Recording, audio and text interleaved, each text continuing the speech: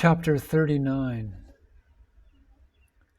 Seek ye first the kingdom of God and his righteousness, and all these things shall be added unto you.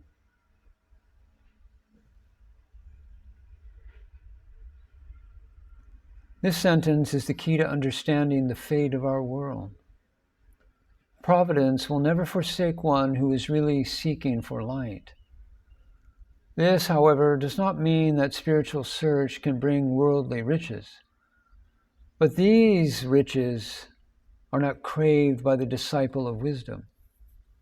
He feels far happier and more free in possessing a very limited number of things, and desires that his means will be just enough to maintain his physical vehicle and its activity according to the great plan.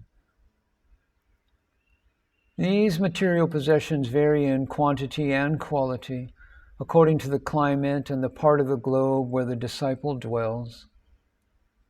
Maharshi could spend all his life with no other possessions than a small vessel for water, the traditional kamandalu, and a bamboo stick to help him climb the steep slopes of Arunachala. Clothes in this climate can be reduced to a loincloth, and the age-old simple ways of life, adopted by Indians as best suited to the tropics, reduce to a minimum the needs of a human being. But in other colder climates, it is not so simple. Our skin is not a sufficient protection against the changes of weather. More garments are needed as well as suitable houses. These are necessary conditions of existence in colder countries, and this creates other needs and complications as regards the material side of life. Hence, for us, it is neither a sin nor a vanity to have somewhat more possessions than has the sage of Arunachala. The problem lies not so much in the possessions themselves as in our attitude towards them.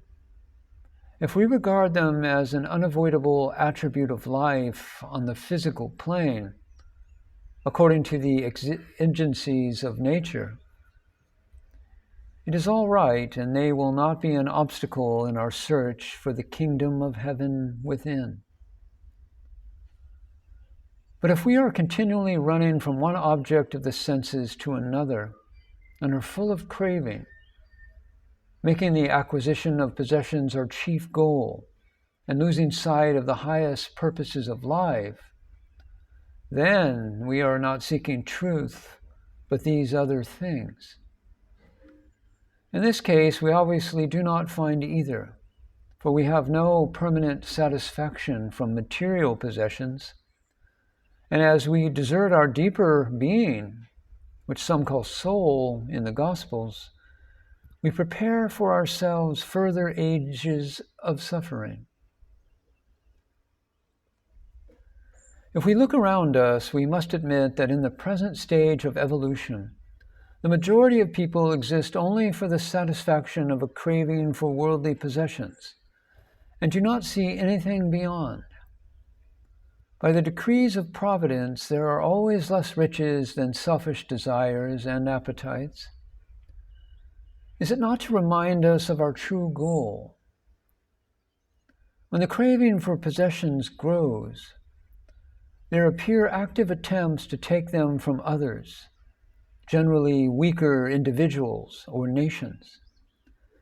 And new waves of violence and evil are created, with their unavoidable result, suffering.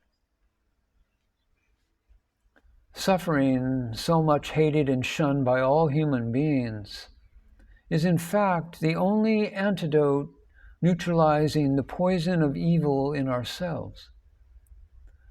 When under mighty blows, glimpses of understanding of its cause dawn in our consciousness, our path, instead of descending lower and lower, begins to turn upwards and mounts the ascending part of the arc of evolution.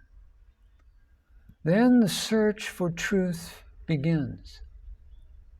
When the time is ripe, a definite turn upwards is made. We meet a being who has completed his evolutionary course and has acquired the fullness of experience and wisdom. He is the perfect man, called by the Hindus the Guru, which literally means one who dispels darkness, and in the West called Master or Saint, Messenger of God. Everyone who is allowed by providence to meet and approach a master is by that very fact partaking of his grace. It is a tremendous opportunity for growth, and at the same time a great responsibility. According to the beliefs of some Hindu friends, which are based on the Vedas, there is no greater possible blunder in this life than to miss the opportunity thus sent to fulfill the intentions of the Most High.